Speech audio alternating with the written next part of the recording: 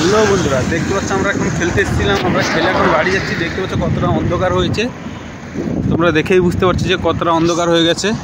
আমরা সাইকেল নিয়ে এসেছিলাম, আমরা এখন যাচ্ছি আমরা দুজন, কারণ আমরা খেলতে এসেছিলাম র্যাকেট।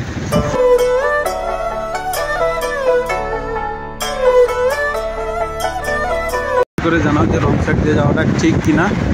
তো তোমরা দেখতে পাচ্ছ রোডে কত গাড়ি, আমরা যাব রোডের ওপারে।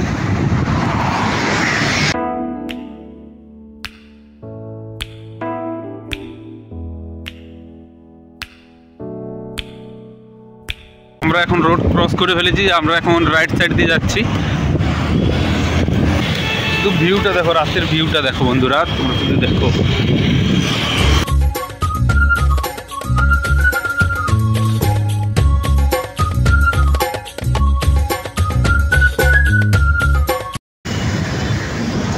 চলো বাই বাই, টাটা।